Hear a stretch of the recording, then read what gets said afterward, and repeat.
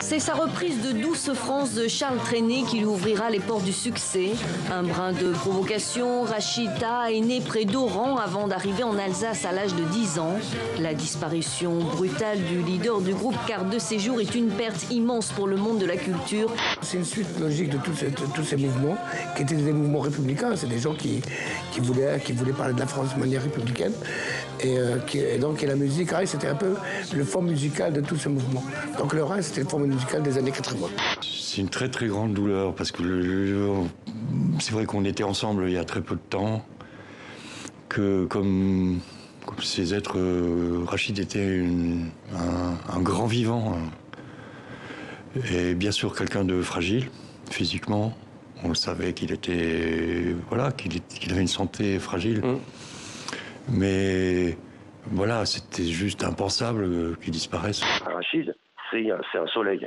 1, 2, 3 soleils, c'est un soleil. C'est-à-dire que c'est quelqu'un qui aime la vie, qui aime discuter, qui aime la nuit, et il va jusqu'au bout de la nuit.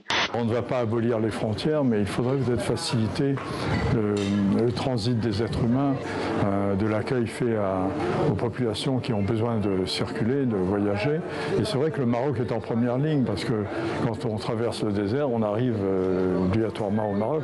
Viktor Orban était ici à Strasbourg hier. Il s'est exprimé devant les parlementaires européens. Il a parlé de chantage, de peuple hongrois que l'on essaye de museler. Tout cela n'a pas impressionné les députés européens qui ont voté massivement ce midi en faveur du déclenchement de cet article 7. Ce n'est pas anodin, ça veut dire que Viktor Orban a été lâché par son propre groupe politique.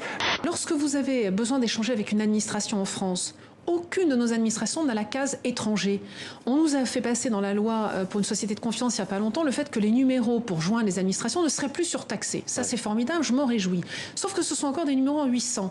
Aucun numéro en 800 n'est accessible depuis l'étranger. Comme on est bouillant à cet âge-là, je fais cette réponse que je demande à mon ministre de lire en Conseil des ministres, où je paraphrase la réponse de Einstein aux nazis, mon origine, la même que la vôtre, les singes.